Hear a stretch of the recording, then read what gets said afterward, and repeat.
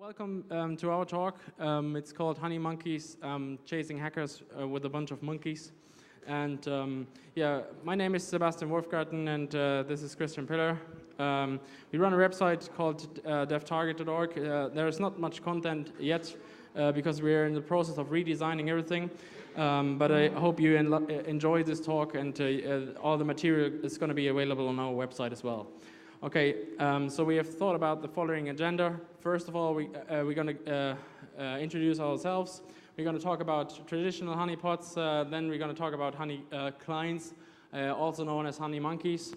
And later on, Krisztian is going to actually show you some case studies before we go on into forensics and finally sum it up.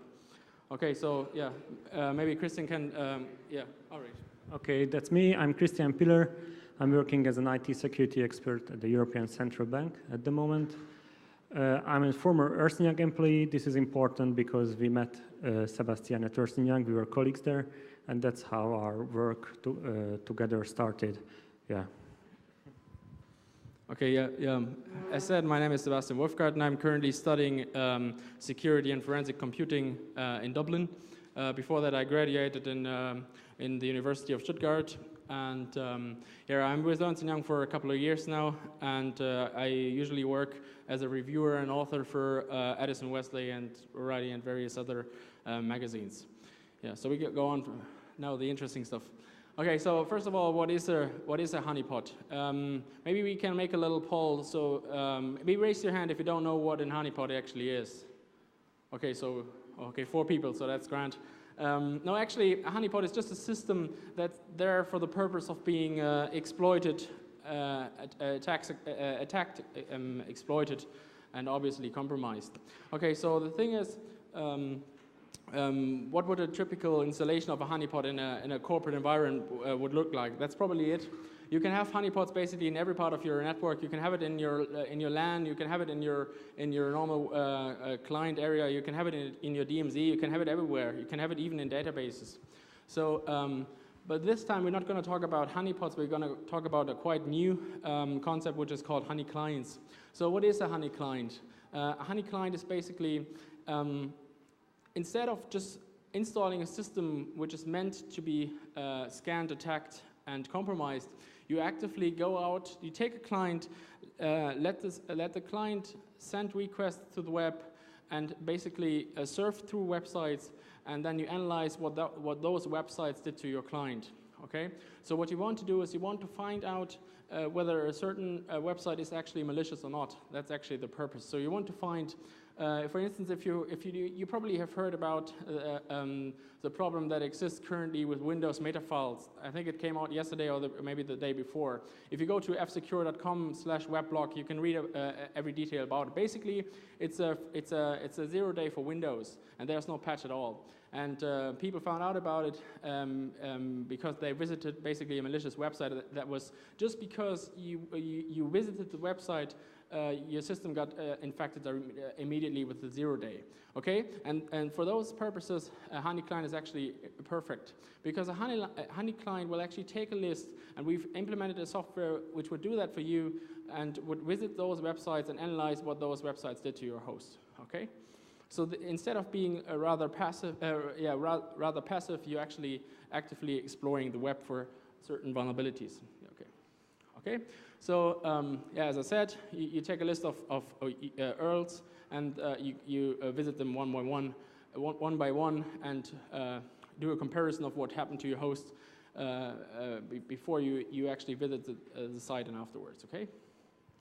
So a little bit of history. Actually, we're not quite sure where the thing actually comes from. The idea was probably invented by Lance Spitzner, who's kind of the god of honeypots. A very interesting book he wrote about honeypots, which is actually called Honeypots, so you should quite read it. I think the real breakthrough was done by people from Microsoft, whose names I really can't pronounce. Those people actually did the Honeymonkey project, and they claimed that they actually found a 0 day just after a couple of weeks or a month. They deployed the thing, but it's not 100% certain because the thing has been around before, and they still claimed that the thing is actually was not found by Microsoft. And maybe one little story before we go on. We asked Microsoft to forward us a list of URLs. They have, as I said, 800 URLs, which are actually malicious. And we asked them very nicely and several times to provide us with material.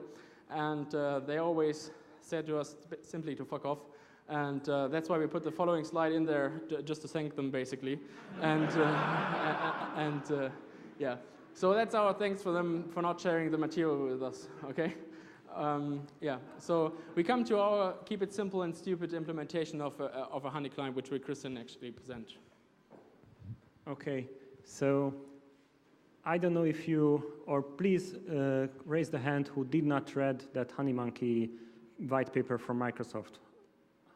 Okay, that's the majority of the people.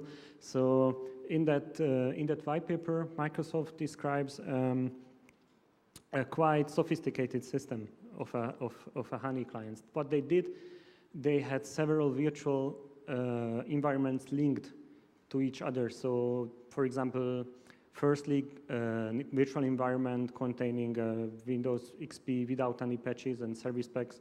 Go to the website and checked if it's malicious or not. And then the same was done by Service Pack 1, and the same was done by the Service Pack 2. So in this way, they could actually determine the exploit used, is it new or not? So if they found out that the latest patch level also gets compromised by the site, then it's at 0 day. So what they did, so they chained those environments. Actually, we did not have the time for it because we are working, and you see this thing is quite new. So what we did is actually a really stupid and simple virtual environment containing Windows XP Service Pack 2. However, our environment and our tool is not bounded to Microsoft, so you can use the same tool because it's written in Perl, also in Linux environments to find exploits in Mozilla and so ever. But of course, we wanted to go first to find out how's it working and to see. And with Windows, you have better chances, of course, than with Linux. So our script is pretty straightforward, and therefore we did not release it because it's so straightforward that I'm a little bit shaming of myself that it's so straightforward. But can you please? So it's actually nothing else. It's a VMware, a non-persistent image of a VMware Windows XP Service Pack 2. When it starts, and Perl script gets automatically started, which is actually go for a network location, where in the file the target URL is written. So he reads that from there. He makes an image of the system from the registry and from the file system. Gets the URL, starts the browser with that URL, waits a little bit, and then he makes another image of the system and compares it. And of course, if the image before and after is not the same, then we have found something. Also, part of the tool is the script outside, which is actually it's a Visual Basic script, which does nothing else just to look at that network location, and if the results appear in that network location, because the Perl script writes the results back to that share, then he changed the URL in the file, so the next URL will be executed. Okay, and so the typical results of this tool will look like this. This is, for example, the registry changes. You see that, for example, that the logon time, that one registry entry disappeared and the new registry entry gets in, and for the other ones, they are new entries. So what you see is probably a service and the driver got installed. The same is true for the, Sebastian, please. For the file system, you see, for example, here we have a help file somehow appeared on our network on our local drive. You see the HTML file, which is actually the site itself, what you visited, and of course those text files are just temporary files for the tool who is working on it. Okay, how did we test it? Of course, because the tool is is actually not the value. The value, or how you can find malicious websites, is of course the point where are you starting from. If you just start to browse the net, you will probably find a malicious website with a very low chance. But if you are starting from a malicious site, then of course all links from that malicious sites has a chance being malicious much higher than this. So what we did, actually we did two different runs. We crawled links and structures starting from a porn site, because we were assuming that porn sites are malicious with a high chance, and we did the same with the virus site. Okay, we extracted a large number of links, but of course, since this the checking of the sites are taking time, what we don't have because we have to work, unfortunately. We analyzed only 2,000 of them, which is already 22 hours of pure runtime, and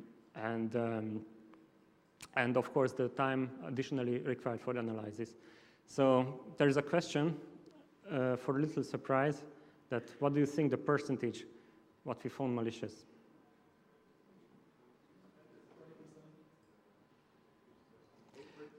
So I have heard here a 20%. Anybody else? 0.1. You said 1? 0.1. 100%. Okay, so the surprise is actually that we have no surprise, sorry for that, because we were asked, we did last year and we were asked this year not to do it. I don't know, so sorry about that. We prepared the slides before that, but it's because we were on the good news is the porn sites are harmless.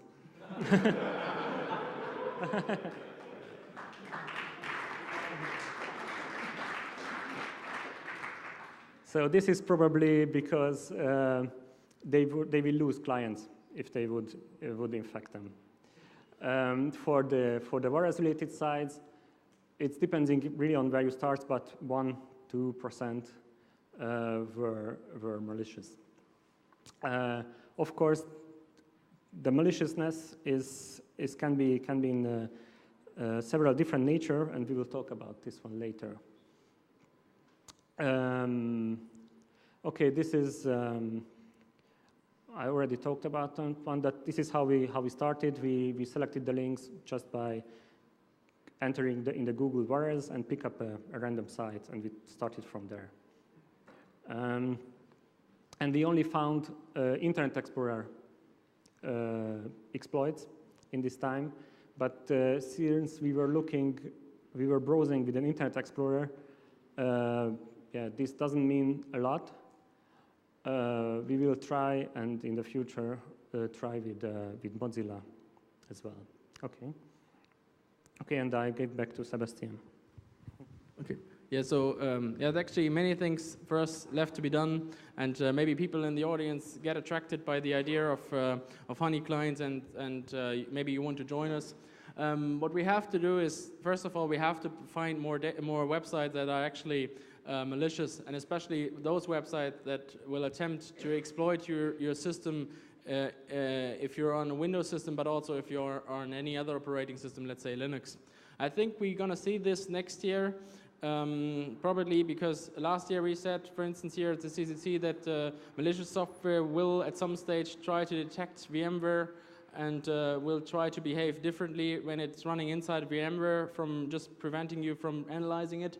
And later on, we're going to have some case studies where you can actually see that the software behaves differently if you run it inside VMware. So I think this is going to be the same, and we're going to see some exploits targeting both Windows and Linux users next year, probably. Additionally, we need to build a database of websites that are actually malicious. This is actually a big problem because nobody that has done research so far tends to share their results with us. And so again, another call for the community to actually build the website that would contain malicious websites or links to malicious website, and maybe even analysis of those websites, so people can go to the website and inform themselves about the way a certain website maybe was compromised, and then about the way it actually exploited its visitors. Okay, the next thing we need to do is we need actually more intelligent and clever ways to find malicious websites. Currently, it's just it's a little bit of guesswork, and it's a lot of Googling, and it's not very effective really, because what we did is we Googled for it. We used a website that contained typos like F-secure instead of F-secure, so a K instead of a C, for instance. And those things are actually very dumb and not very intelligent. So we have to find ways. Let's say an exploit is published on chaotic, let's say on Monday, and how long does it take for the exploit to spread around several websites and to exploit actually people? So if we could find a way to actually determine this time difference, then this would be very helpful. Then obviously 0 day is also very valuable if you would be able to find this. So far we did not succeed, but I mean, we just started this a couple of months ago, so maybe we will succeed someday. Then another problem we have is that because what we do is our software does is basically, okay, you compare your system before you actually go to the website and afterwards. It's very simple. It's nothing special.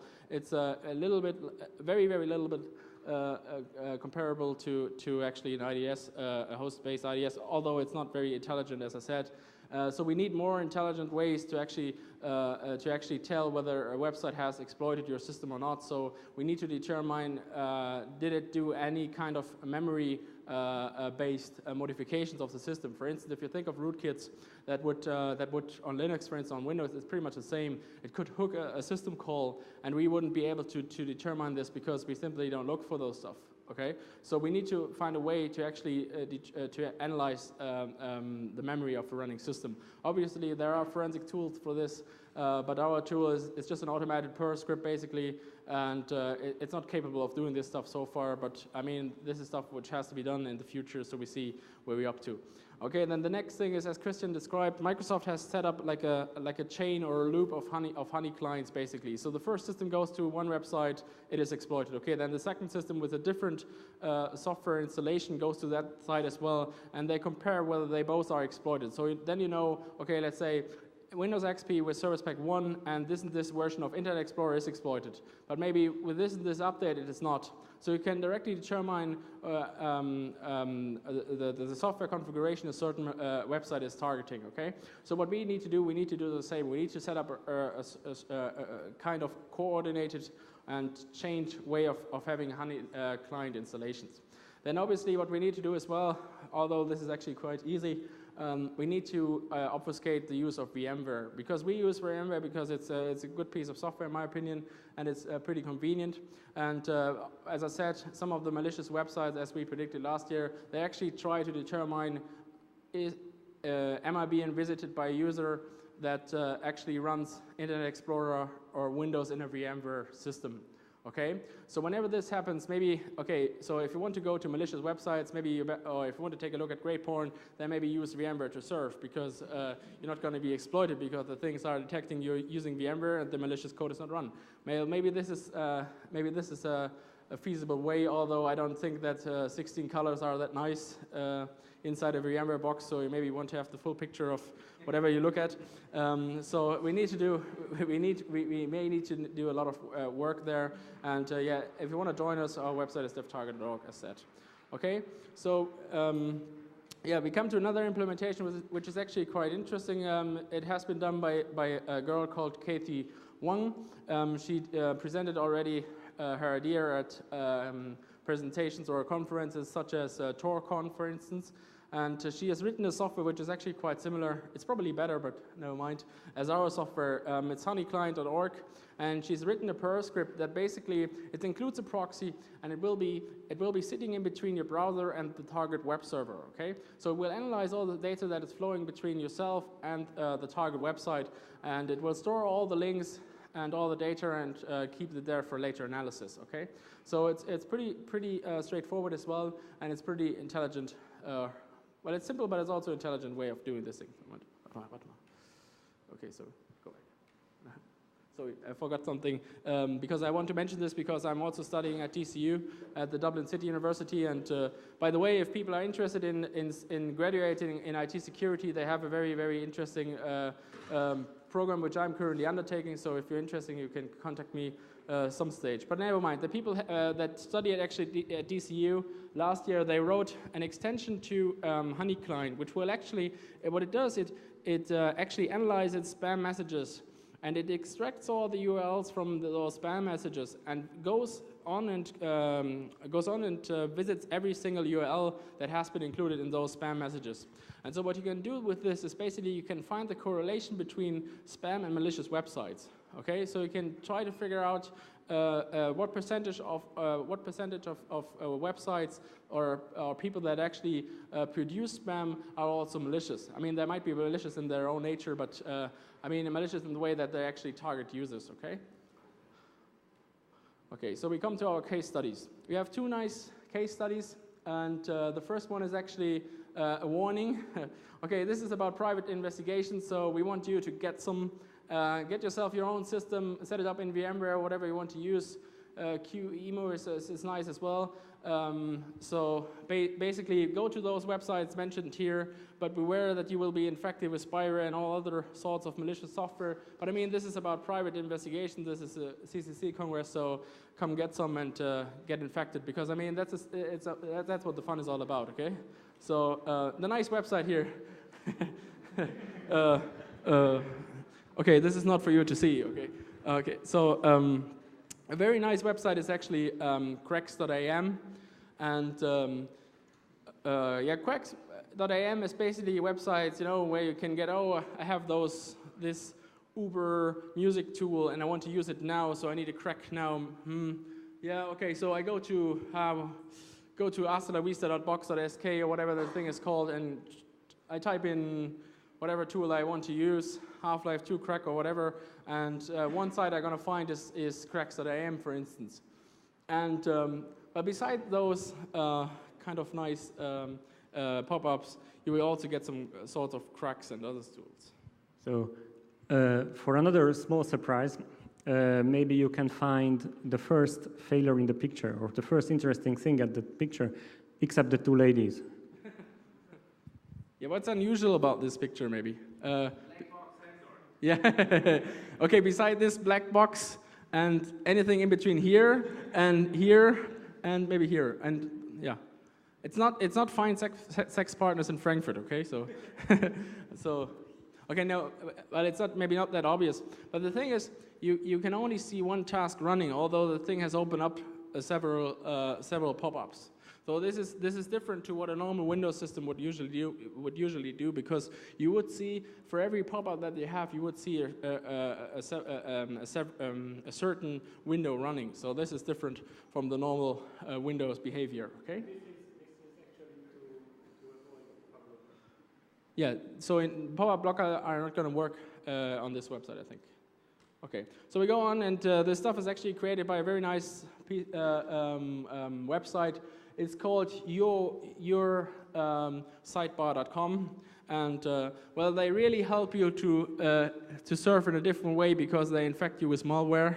So they really want you to surf in a different way, well, malicious in a kind of. So if you take a look at their text, it's actually, well, you can read it yourself, but it's a joke basically, because what those guys do, they infect you with malware and other stuff, and they say, well, look, we can give you, as the user, the best way you can experience the web, because we have all the tools to give you powerful stuff, and well, basically they backdoor your system or install spyware, so it's not really a very nice way to do. Yeah. Sorry, if you wouldn't understand what's happening, we had to cut a little bit of the detailed analysis.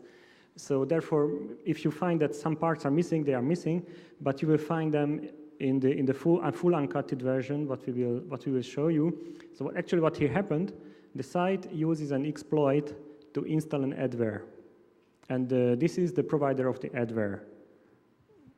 Yeah, I mean, that's true. I almost forgot about it. We have the full presentation on the website, because we really had to cut our parts because it just was way too long. So as Krisztian correctly said, you go on the website, and without you really noticing, you will be installed with a nice shiny xxxtoolbar.com thing, okay?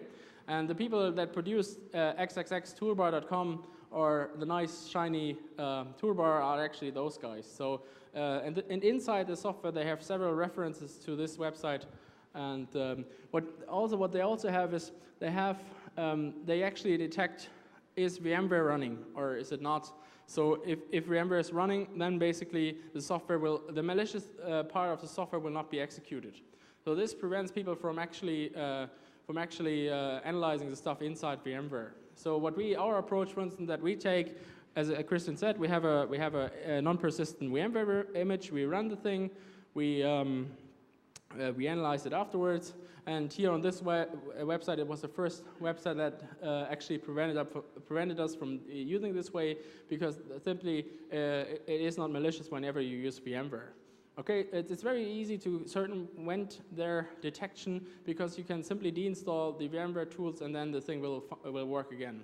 But I mean, there are more interesting ways, and we talked about them last year, how you can detect VMware. So I think the tools will get more intelligent, and then maybe analyzing the stuff in VMware is not possible anymore.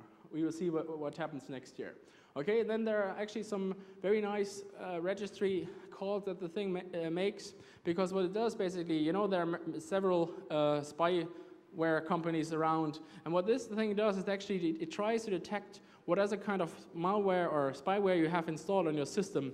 And so it detects, for instance, let's say you're already infected with, let's say, Search Assistant.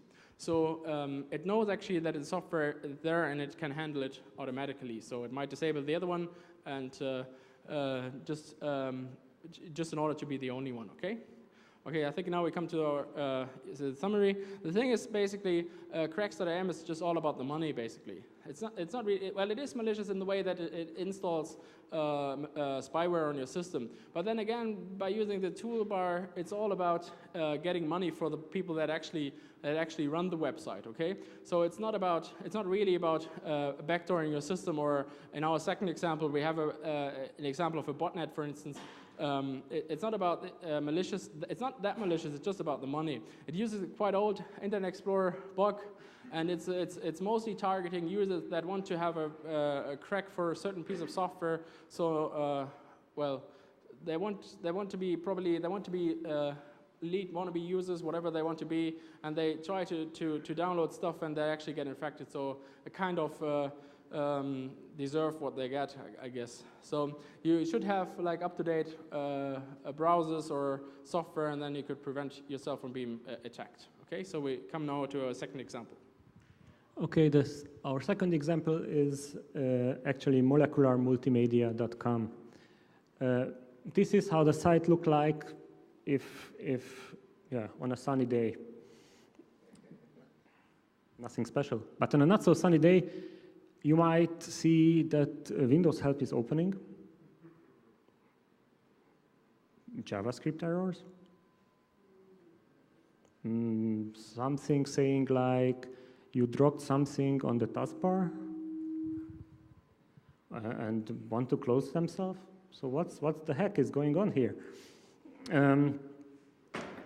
So a variety of unusual things were happening. And when we analyzed the site with our tool, we found out that actually there is four new files were created, and of course some new registry entities. Actually, the tool outputs you see when we introduced our tool, that was this site, or part of the results for this site. Which was interesting that after looking at those 4 files, 3 of them were identical. And then, of course, you might start to think, why do you have 3 times the same file? And you might think that this is a shotgun approach. So the site probably has 3 different exploits and hopes that one of them can get to the user. Okay, so can you please open the code? We have the code of the site, and if you look at it, you will find I hope that Sebastian found it. So you will find out very easily that the code has also 3 parts. Can you make it? Yeah, 3 parts, and this is very interesting and I think it's quite professional. So in the first part, can you just put the whole screen? There was a no. Okay, so in the first part, you will see that some kind of ActiveX things are happening. You see here that the cov exe gets downloaded, and it's written to somewhere. This is actually an exploit for an ActiveX vulnerability. Okay, you will find out that you have almost the same exploit code twice in the page. There was the first one, and Sebastian just marking the second one. So this is the first part of the code. And then if we are going down, you will find something like, Sebastian, can you please go down? Something like very strange things happening here.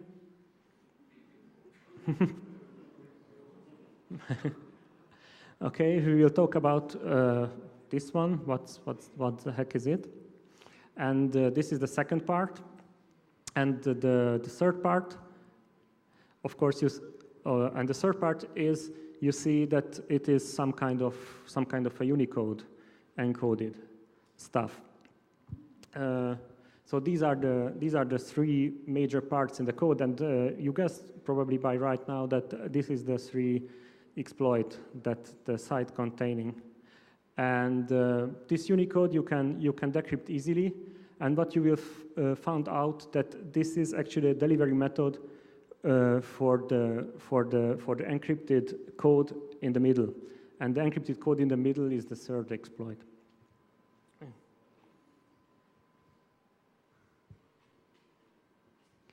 Okay, so this is the 3 exploit, and of course this is very much in line what you have seen when you browse the site. So the first one is the ADODB stream object vulnerability. The next one is the help activist control vulnerability, and the last is the drag and drop vulnerability. Okay, so as you have seen, the 3, 5 are identical, and the fourth one, the x.cham, was a Windows help file. And the Windows help file is actually doing nothing else, just delivering the same files. So a cov exe and cov1 exe was delivered by the ADODB vulnerability. The x.cham was delivered by the drag and drop, and the x.cham delivered the money exe, which was the fourth file through the ActiveX control vulnerability. So okay, so because all the 3 malicious code was the same, is enough for us just to analyze one of them, and you are already seeing that, for example, this proxy engine. It gets malicious, I think, and of course you are seeing here that he adds himself to the Windows firewall policy, that he can access the internet. You see that it starts as new service, and those things, if you look for them, they are mostly belonging to some kind of virus scanner, or Norton antivirus, or Symantec antivirus, or something like that. They are processes for those. Okay. Sebastian? Okay, and if you execute this code in a sandbox, you will see that yeah, this is really that's happening, what we guessed by now from the register entries, from the strings what we found, and from the results, our tool. So you see that it's if you start the malicious code, it creates 2 files, He creates a new service and makes some settings in the registry for the service and delivers also a driver. And by this, he is opening a proxy on your server, which is most likely controlled by a botnet. So if you are visiting that site with your Windows XP Service Pack 2, then you are by now part of a botnet. Okay, so the summary: this site was not like the other one because this is more professional. This is the author remains anonymous because the malicious code was on a hacked page, so delivered by a hacked page to users who are actually not looking for trouble than in the other case. Yeah, and of course, it's not for money, or not for money directly. It's creation of a botnet, and of course, probably the owner of the botnet will send or will sell his botnet for money. But if you look at the code, we don't do it now, but the author is so I don't know the real word, but he's also accessing some counters. So he makes some hits, some counters in Russia. So he's probably from Russia. Okay, and back to Sebastian.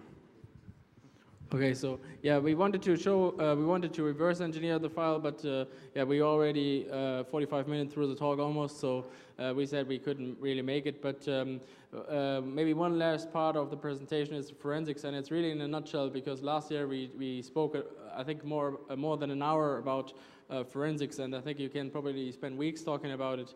But because this is private investigations, we want to urge you to start your own investigations, and maybe some of the tools can help you while doing this. Okay. So first of all, take a look at the stuff that we've done last year. I think many of the tools are actually quite helpful. Again, basically, you need the entire suite from sysinternals.com. You need the stuff from Foundstone, their forensic tools, and obviously any port. Any network sniffer is actually quite interesting or quite useful. Adderall will do the job, of course. If you want to really get into the stuff, you have to reverse engineer the stuff, which is, in fact, quite difficult. We have given an example last year about this, and what you can do is you can use a debugger like OllyDebug or IDA Pro or well, there are many others, but I think those two are the most important ones. What you can do is you can take a look. You can take a look at iDefense malware analysis pack. It's actually it's a collection of software meant to be used for the purpose of analyzing malware, basically. And it's a very good piece of software written by those guys, and I think you should take a look at it. We have also a website that we can really recommend to you. It's Norman Sandbox and VirusTotal.com, and I think if we go on, we're going to see a screenshot. Yes, this is actually VirusTotal.com. It's a very good website, and I just stumbled across accidentally, actually, and it's excellent because what it does basically is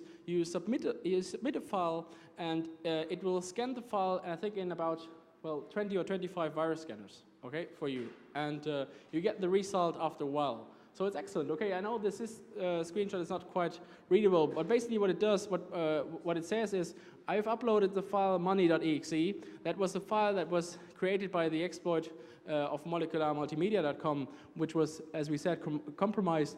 And basically, he's going to use F-Secure, he's going to use Bitdefender, he's going to use semantic antivirus, he's going to use Sophos, he's going to use all those different virus scanners to scan the file we sent, and then he's going to give you the result of the file, what it has actually detected. So some of them actually could say, well, this is Trojan horse, X and Y. This could be sober.y or whatever it is. And basically, if in my opinion, we had a case actually which we are currently investigating, in which most of the virus scanners did actually not find a virus in the file. So when you have a malicious, or you think you have a malicious file, and many of those virus scanners are not picking it up, then I think you have something interesting. And I didn't try it because I just got the exploit today, but the WMF exploit that's currently spreading around the internet, I think it would be interesting to throw it in there and just to see what all those virus scanners say about it, okay? Okay, then the next thing we have, it's called Sandboxnorman.no. It's actually a very interesting project. And again, I just stumbled across somehow. What it does, basically, you give it a file, and it will execute the file for you, basically. Okay, and it will record all the stuff the file has done and give you a nice kind of report. Okay, sorry. Sorry. What you have is sorry. What you have is basically what we've seen before. The money.exe will actually install 2 files. It will install a new service, and it will run as a backdoor on your system. And maybe those people that know Thorsten Holz, I just spoke with him this morning, and they have actually a diploma thesis which will implement an open source sandbox for malware analysis. This is actually quite cool. So that we will have in the future, probably next year at some stage, a software which we can use to automatically analyze malware in a closed environment. Okay. So we almost come to the end. Yeah, I think, or we both think that honey clients are actually a very interesting type of research you can do. It will help us to understand the interrelation between malicious website, malicious code, and then gaining money from the internet. And we still have to find out how long it takes for an exploit to be released, let's say on chaotic or full disclosure or whatever, and then from being used. I think this WMF exploit we were just seeing the other day is a good example for this. And I think, in my opinion, it usually takes less than a day, but we still don't have certain fixed numbers about it. Okay, then I think also honey clients could enable us to find undisclosed or new vulnerabilities. This is always a goal, an ultimate goal for us. Good guys, obviously. Then it can help you to explore the current threat situation, because it will give you an overview of the things that are actually currently happening. What you can do as well, and I think, and that's why we're here. We ask the community to help us with this approach, because what we need is we need better software to actually analyze malicious code, and also we need websites that actually contain malicious links. So my idea is setting up a wiki or something, and just basically whenever somebody comes across a web or knows about a malicious website, just put the website in the wiki, and people can start analyzing it. So we get the list that Microsoft and other people actually have, like F-Secure, they have such a list as well, but they don't want to disclose. We have a list of some malicious websites, but they keep changing, and we need more of them. And the legal aspects, finally, I think are quite similar to those mentioned last year.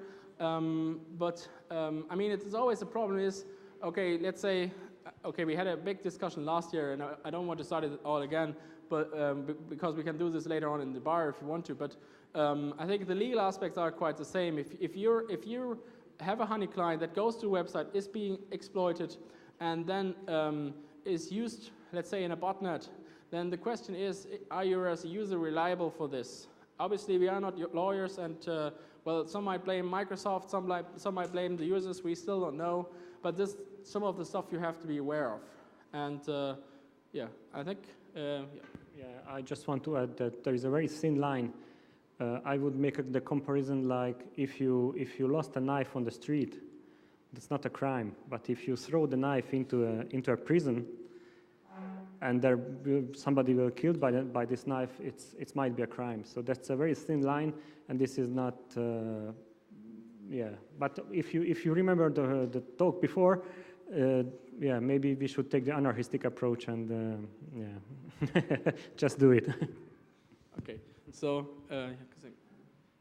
I think yes, we have some time left, not as last year, and we have some time for questions. But before that, I want to point out to some interesting links. If you want to go to the Microsoft website, they have some. I don't know how they got it, but they have some interesting research papers and they won't give you the websites, which is kind of weird in my opinion, but they have interesting projects and interesting research there. A good project is actually the typo patrol, which I came across, I think, 2 or 3 days ago, which will basically, they will try to make a list of typos. So F-Secure with a K instead of a C, for instance, or Google with 3 O's or something. And they will try to find websites that actually target users that have did make typos and exploit them straight away. So maybe this is an interesting project as well. And last year we have given you many links to websites, so maybe you can take a look at this stuff as well. And yeah, I think we've come to the end. And thank you very much for your attention. The website is on, it's devtarget.org. The presentation will be available at some stage. Again, I'm not very good in designing websites, but the stuff will be there, also the stuff from last year and some exploitation stuff. So thanks for listening, folks, and yeah, we're looking forward to answering your questions now.